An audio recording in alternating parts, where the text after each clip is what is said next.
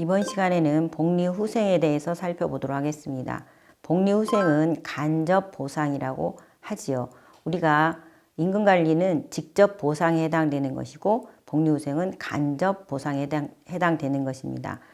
노동의 대가로 직접 현금을 지급되는 임금 이외에 회사의 구성원이라는 신분에 기초하여서 지급되는 일체의 금전적인 혜택이나 비금전적인 서비스를 포함하는 것이 우리가 복리후생이라고 볼 수 있습니다.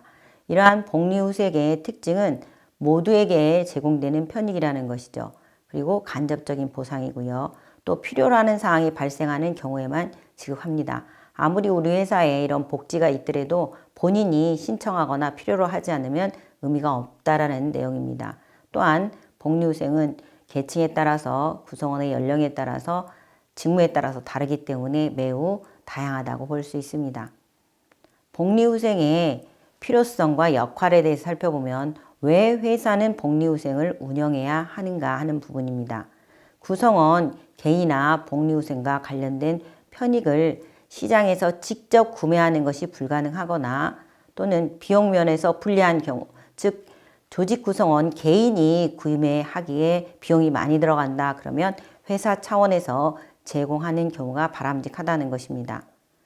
또 임금으로 지급되는 경우에서 기업의 입장에서는 중요한 편익이지만 구성원이 이를 구매하지 않는 경우도 발생할 수 있다는 차원에서 복리후생이 운영돼야 됩니다.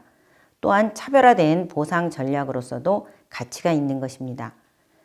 법정 복리후생의 시행 의무로 인해서 당연히 복리후생 제도는 조직에서 존재하며 창업 기업에서도 생각하고 고려할 만한 요소입니다. 복리후생 제도는 인적 자원의 관리에 있어서 그 역할을 살펴보면 당연히 직접 보상인 임금 외에도 이 복리후생은 우수한 인력을 확보하는 수단이 되며 우수한 인력의 이탈을 방지하고 유지하는 데도 중요한 공헌을 하게 되는 것입니다.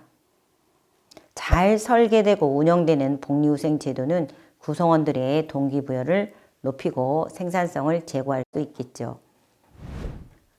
복리후생의 유형을 살펴보면 바로 공공복지와 사적복지로 나눠볼 수가 있겠습니다.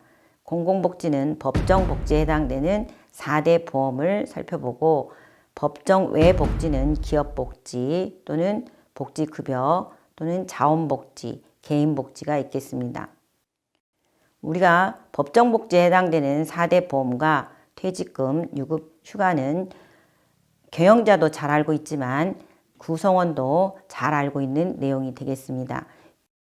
법정의 복리후생에 대해서 말씀드리면 주거안정, 건강안정, 생활지원, 문화휴식, 일가정 양립 또는 유연근무제도들이 있습니다.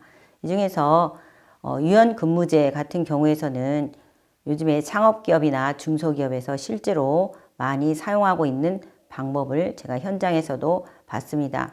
하나의 예를 들면 경기도에 있다라고 할 때 교통에 문제가 있기 때문에 심지어 오전 7시 30분에 출근해서 4시 30분에 마치는 기업도 있습니다. 이런 것들이 바로 창업기업이나 중소기업에서 탄력적으로 사용할 수 있는 법정의 복지후생이 되겠습니다.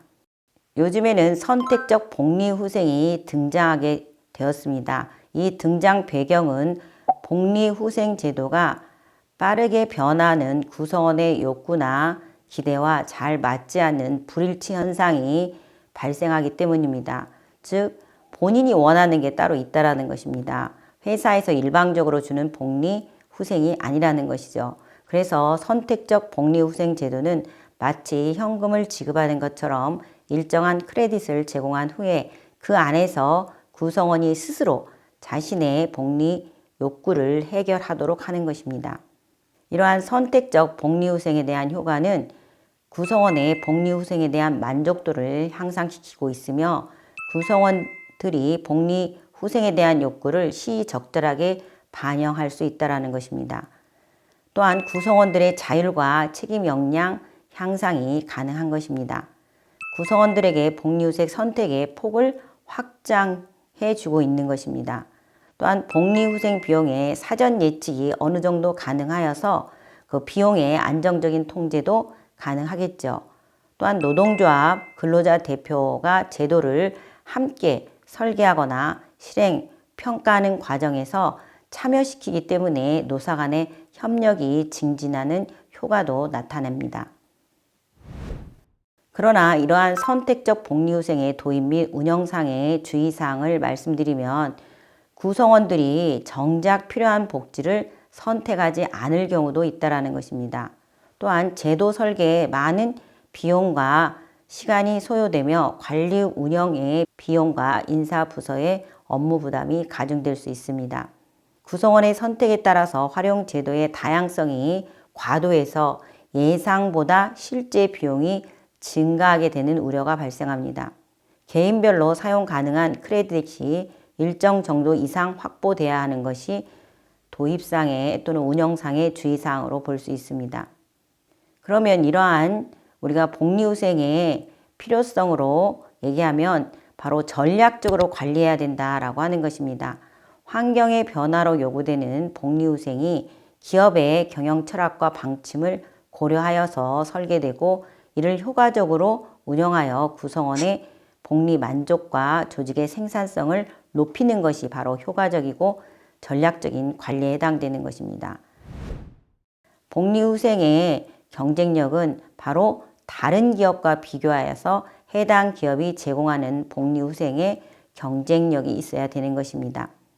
또한 구성원들의 복리후생의 만족도가 회사에 제공하는 복리후생과 일치해야지만 만족도가 향상되는 것이죠. 또한 비용의 효율성도 전략적 관리에 필요하다고 보는 것입니다. 그러면 이러한 복리후생의 효율적인 운영을 위해서는 구성원이 원하는 복리후생이어야 되기 때문에 커뮤니케이션이 중요해야 되겠죠. 또한 구성원의 욕구가 달라지기 때문에 이러한 복리후생의 제도도 구성원의 욕구에 맞게 환경에 맞게 업데이트 될 필요가 있겠습니다. 그러면 실제로 중소기업에서 이러한 선택적 복리후생이나 복리후생 제도를 실시할 때 어려운 점이 있습니다. 그러기 위해서 2019년 9월에 중기부와 대한상의에서 대기업과 중소기업 간의 복지 격차를 완화하고 중소기업 근로자도 대기업 못지않는 복지를 누릴 수 있도록 중소기업 복지 플랫폼을 출범하였습니다.